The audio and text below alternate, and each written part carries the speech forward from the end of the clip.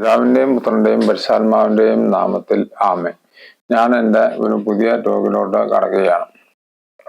ഇന്നത്തെ എൻ്റെ വിഷയം എന്ന് പറയുന്നത് നല്ല മാലാഖമാരെയും ദുരാരൂപികളെയും എങ്ങനെ തിരിച്ചറിയാം എന്നുള്ളതാണ്. വചനം ഇപ്രകാരം പറയുന്നു: പ്രിയപ്പെട്ടവരെ, എല്ലാ ആത്മാക്കളെയും നിങ്ങൾ വിശ്വസിക്കരുത്. ആത്മാക്കളെ പരിശോധിച്ച് അവ ദൈവത്തിൽ നിന്നാണോ എന്ന് വിവേചിച്ചറിയുവിൻ. മാലാഖമാരും പിശാചുക്കളും ദൈവം സൃഷ്ടിച്ചതാണെങ്കിലും സ്വർഗീയ ഇടം വിട്ട് അധംപതിച്ച് പോയവരാണല്ലോ ദുരാത്മാക്കൾ. രൂപങ്ങളോ ചലനങ്ങളോ ശബ്ദങ്ങളോ പ്രവർത്തനങ്ങളോ കാണുമ്പോൾ ചിലർക്കൊരു സംശയമുണ്ടാകാം, ഇത് നല്ല ആത്മാവാണോ ദുഷ്ടാത്മാവാണോ എന്ന്. വചനം ഇപ്രകാരം പറയുന്നു: പിശാച് പോലും പ്രഭാപൂർണനായ ദൈവദൂതനായി വേഷം കെട്ടാറുണ്ടല്ലോ. നല്ല മാലാഖമാരെയും പിശാചുക്കളെയും തിരിച്ചറിയാനുള്ള ഏതാനും കാര്യങ്ങൾ ഞാൻ പറയാം. ഒന്നാമതായി, നല്ല മാലാഖമാർ ദൈവത്തെ ആരാധിച്ച് മഹത്വപ്പെടുത്തും. പിശാചുക്കൾ ദൈവത്തെ എതിർക്കുന്നു. ദൈവത്തെ സേവിക്കാനും അവിടുത്തെ ആരാധിച്ച് മഹത്വപ്പെടുത്തുവാനും തെരഞ്ഞെടുപ്പ് നടത്തിയവരാണ് നല്ല മാലാഖമാർ. അവർ എപ്പോഴും ദൈവത്തിന് മഹത്വം നൽകും, ദൈവത്തെ ആരാധിക്കും. എന്നാൽ പിശാചുക്കളോ ദൈവത്തെ പൂർണ്ണമായും നിരാകരിക്കും. രണ്ടാമതായി, നല്ല മാലാഖമാർ മനുഷ്യർക്ക് പ്രത്യക്ഷപ്പെടുന്നു. പിശാചുക്കൾ മനുഷ്യനിൽ ആവസിക്കുന്നു. നല്ല മാലാഖമാർ മനുഷ്യന് പ്രത്യക്ഷപ്പെടുകയും മനുഷ്യന്റെ സഹായത്തിനെത്തുകയും ചെയ്യുന്നവരാണ്.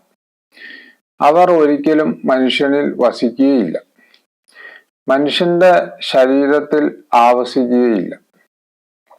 ഓരോരുത്തർക്കും ദൈവം ഫലമേൽപ്പിച്ചിരിക്കുന്ന കാവൽ മാലാഖമാർ മാത്രം എപ്പോഴും കൂടെ ഉണ്ടാവും.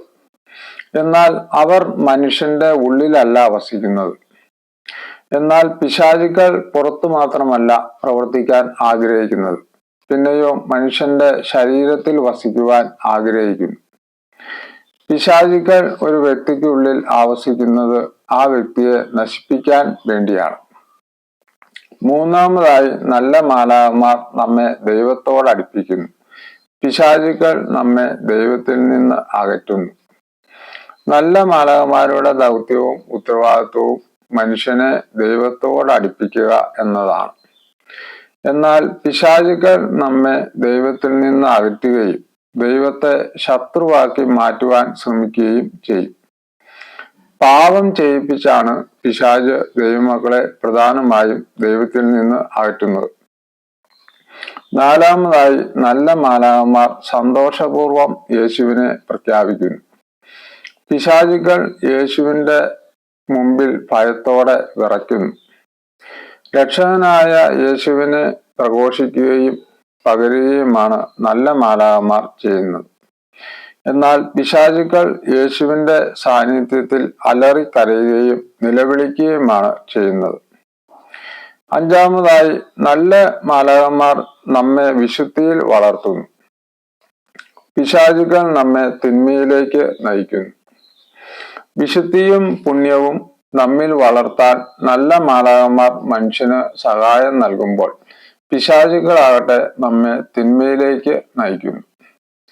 ആറാമതായി, നല്ല മാലാഖമാർ വിശുദ്ധമായ വസ്തുക്കളോട് ആദരവ് കാണിക്കുകയും പിശാചുക്കൾ വിശുദ്ധമായ വസ്തുക്കളോട് വെറുപ്പ് കാണിക്കുകയും ചെയ്യും.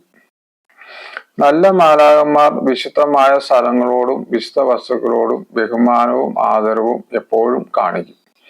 എന്നാൽ പിശാചുക്കൾ വിശുദ്ധ വസ്തുക്കളോടും വിശുദ്ധ സ്ഥലങ്ങളോടും ഭയമാണ് കാണിക്കുന്നത്. ഇത്തരത്തിലുള്ള ലക്ഷണങ്ങളിലൂടെ നല്ല മാലാഖമാരെയും പിശാചുക്കളെയും നമുക്ക് തിരിച്ചറിയാനാകും. ഇത്രയും നേരം ഞാൻ പറഞ്ഞതിന്റെ രത്ന ചുരുക്കം എന്ന് പറയുന്നത്, പിശാചുക്കളെ ഒരു കാരണവശാലും നമ്മൾ ആരാധിക്കാൻ പോവാൻ പാടില്ല. പിശാചുക്കളെ നമ്മൾ ആരാധിച്ചു കഴിഞ്ഞാൽ ദൈവം നമ്മുടെ ശത്രുവായി തീരും എന്ന് ബൈബിൾ വളരെ വ്യക്തമായി പറയുന്നു. അതുകൊണ്ട് പിശാചുക്കളെ ഒരു കാരണവശാലും ആരാധിക്കരുത്. പിശാചുക്കളെ നമ്മൾ ആരാധിക്കാൻ പോയി കഴിഞ്ഞാൽ ആദ്യം കുറെ സമ്പത്തും ഐശ്വര്യവും ഒക്കെ പിശാച് തന്നിരിക്കും. അത് ഒരു കെണിയാണ് എന്ന് മനസ്സിലാക്കുക. ഒരു കാര്യം ഞാൻ ഉറപ്പു പറയാം, ഇന്നേ വരെ ഒരുത്തനെയും പിശാച് നന്നാക്കിയതായിട്ട് കേട്ടിട്ടില്ല.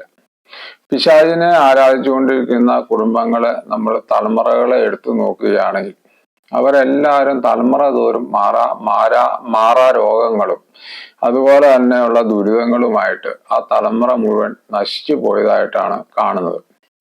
ഇത് കേൾക്കുന്ന നിങ്ങളും പല കുടുംബങ്ങളുടെയും ചരിത്രം ഇപ്പോൾ നിങ്ങൾക്ക് ഓർമ്മ വരുന്നുണ്ടാവും. അതുകൊണ്ട് ഒരു കാരണവശാലും പിശാചിനെ നമ്മൾ ആരാധിക്കാൻ പോകരുത്. ഇനി എന്തെങ്കിലും കാരണവശാൽ നമ്മൾ പിശാചിനെ ആരാധിക്കാൻ പോയിട്ടുണ്ടെങ്കിൽ അത് പേടിക്കണ്ട.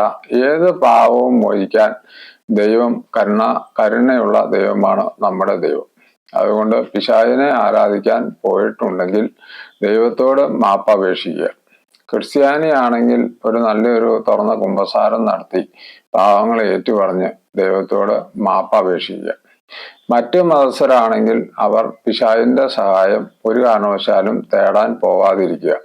അങ്ങനെ പോയിട്ടുണ്ടെങ്കിൽ അവര് ദൈവത്തോട് നേരിട്ട് തൻ്റെ പാവം ഏറ്റുപറഞ്ഞ് പിശാചിനെ തള്ളിപ്പറയുക. ഒരു കാര്യം ഉറപ്പാണ്, നല്ല മാലാഖമാർ നമ്മളെ എപ്പോഴും സഹായിക്കാനായിട്ടാണ് നമ്മളുടെ കൂടെ നിൽക്കുന്നത്.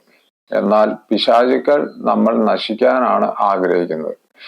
ഈ ലോകത്തിലെ നാശം മാത്രമല്ല പിശാച് ഉറപ്പാക്കുന്നത്, മരണശേഷമുള്ള നമ്മുടെ ജീവിതത്തിന്റെ കാര്യത്തിലും നമ്മളെ നരകത്തിൽ കൊണ്ടുപോകാൻ പിശാച് ശ്രമിക്കും. നരകം എന്ന് പറയുന്നത് ഒരു യാഥാർത്ഥ്യമാണ്. മരണശേഷമുള്ള ജീവിതം എന്ന് പറയുന്നതും ഒരു യാഥാർത്ഥ്യമാണ്. അതുകൊണ്ട് ഒരു കാരണവശാലും നമ്മൾ പിശാചിനെ ആരാധിക്കാൻ പോകരുത്. അതേസമയം നമുക്ക് നല്ല മാലാഖമാരുടെ സഹായം നമ്മൾ സ്വീകരിക്കുന്നതിൽ ദൈവത്തിന് സന്തോഷമേ ഉള്ളൂ. നല്ല മാലാഖമാർ നമ്മളെ ദൈവത്തിലോട്ട് മാത്രമേ നയിക്കുകയുള്ളൂ. ഇന്നത്തെ എൻ്റെ ടോക്ക് നിങ്ങൾക്ക് ഇഷ്ടപ്പെട്ടെങ്കിൽ നിങ്ങൾ സബ്സ്ക്രൈബ് ചെയ്യുക, ലൈക്ക് ചെയ്യുക. കൂടുതൽ കാര്യങ്ങൾ ഞാൻ എൻ്റെ അടുത്ത ടോക്കിൽ പറഞ്ഞുകൊള്ളാം. നിങ്ങൾക്ക് ഏവർക്കും എൻ്റെ ഹൃദയം നിറഞ്ഞ നന്ദി, നമസ്കാരം.